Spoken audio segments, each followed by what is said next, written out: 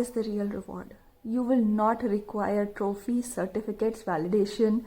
किसी भी चीज़ की ज़रूरत नहीं पड़ेगी अगर आप आपके दिल की सुनना जानते हैं. One of the most heart breaking moments in our life is कि जिस काम को आप दिल से करना चाहते हो और उस काम को करते हुए आप जिनसे सबसे ज़्यादा एनकरेजमेंट एक्सपेक्ट करते हो उनसे ही आपको डिस्करेजमेंट मिलती है. फॉर एग्जाम्पल, मैं एक लेडी को इंग्लिश बोलने में हेल्प कर रही थी. She use to speak broken English, so I was asking her to try again and then I was correcting her sentences. So her husband started laughing in the background.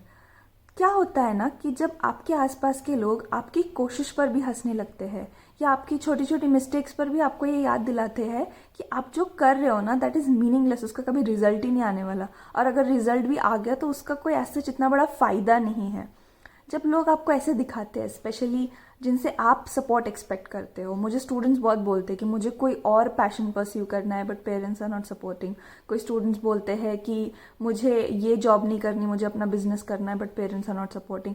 तो बहुत सारे excuses ऐसे आते हैं कि this person is not supporting, that person is not supporting, मेरे पे कोई विश्वास नहीं कर रहा है, कोई मेरे एफर्ट्स को वैलिडेट नहीं कर रहा है.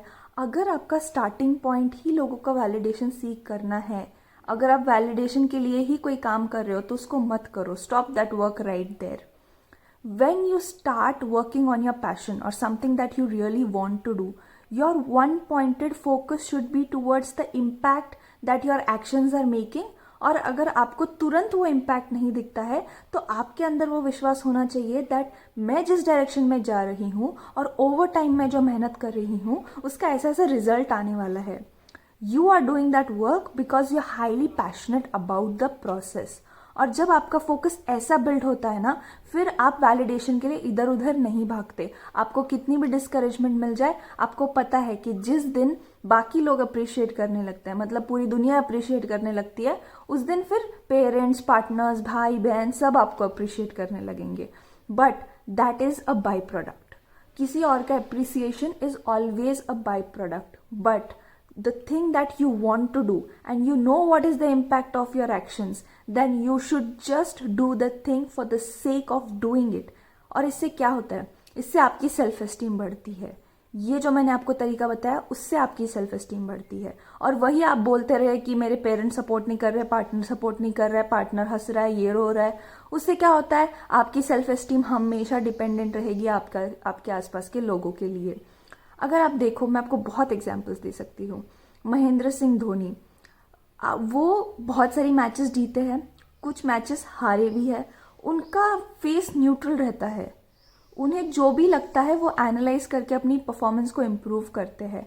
जब वो फील्ड पे होते हैं तो आखिर तक हमें उम्मीद होती है, हमें रिलायबिलिटी है उस इंसान पर कि वो इंसान मैच जिताएगा. क्यों है हमें रिलायबिलिटी? हम धोनी को बचपन से तो नहीं जानते, जब से वो छोटे थे, बट हमने उनके उस काम को ओवर टाइम इम्प्रूव होते हुए देखा है. We have seen him making us win on the end moments. That is when we build the reliability on that person.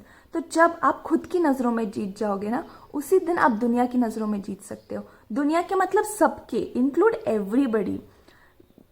All the world around you is just a reflection of what you feel about your self. और जब आपको ही अपने idea पे doubt है कि मैं जो कर रही हूँ वो सही है, गलत है, ये है, वो है, पता नहीं, तो लोग भी आपको डाउटफुल ही दिखेंगे आसपास. अगर आपको पता है जो आप कर रहे हो उसको लेकर आप बहुत पैशनेट हो, तो you will be so lost in that passion कि आपको दुनिया की आवाज़ें सुनाई नहीं देंगी. यस, जब आपके आसपास के लोग ऐसा बोलते हैं तो आपको थोड़ा बुरा लग सकता है, but always remind yourself that what you are doing is going to show up results in the long term. And you are not doing it for short term satisfaction. लोगों का सुन के शॉर्ट टर्म सेटिस्फैक्शन के पीछे भाग भाग कर लोग अपनी सेकेंड हैंड लाइफ जीते हैं 40-50 साल तक, और फिर उन्हें एक दिन वो आइडेंटिटी क्राइसिस होता है कि जो मैं एक्चुअली करना चाहती थी या जिसको लेकर मुझे कोई पैशन है, जो चीज़ मुझे पसंद है, वो तो मैंने की ही नहीं. Then what's the use of actually living this life? So if you run behind people's validation, you are never going to make yourself happy and other people happy.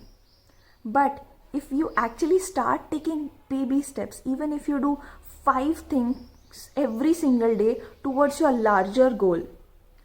For example, you want to be a great public speaker. आपको नहीं पता क्या करना है, But every single day, one thing you are doing is you're watching other public speakers. Second thing that you're doing is you're making your own short videos and seeing how I'm speaking, and then you're trying to take feedback from somebody. तो आज आपको इसका result नहीं मिलेगा. But the day you will stand on that stage and you will speak, तो उस दिन आपकी एक दिन की मेहनत नहीं बोलेगी. उस दिन आपका जो जज्बा है इस काम को लेकर वो बोलेगा.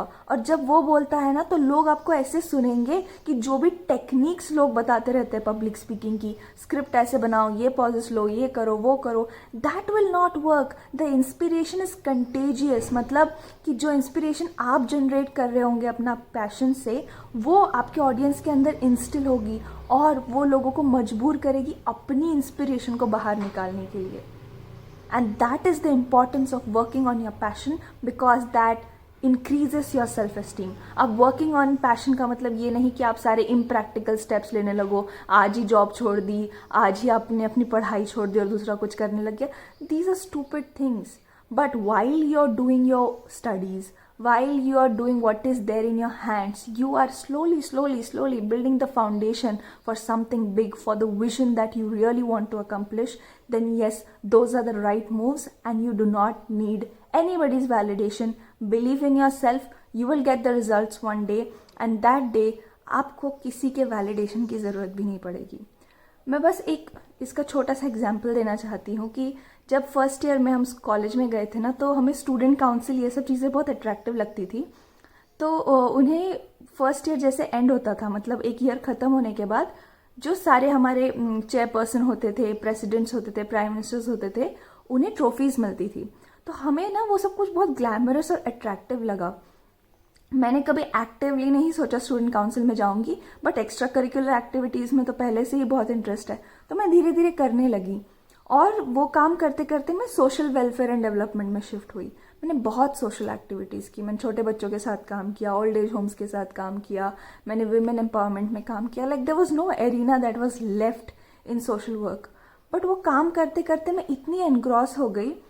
फाइनल ईयर में I became the chairperson, but I forgot to take my trophy. Last 2 years, 2 साल तक मेरे पास मेरी ट्रॉफी थी नहीं, और मुझे कभी ज़रूरत भी नहीं लगी कि मैं जाकर वो ट्रॉफी लूँ, क्योंकि मेरा जो रिवॉर्ड था ना, वो काम करके सेटिस्फैक्शन मिलने का, वो रिवॉर्ड मुझे मिल चुका था. So that is the real reward.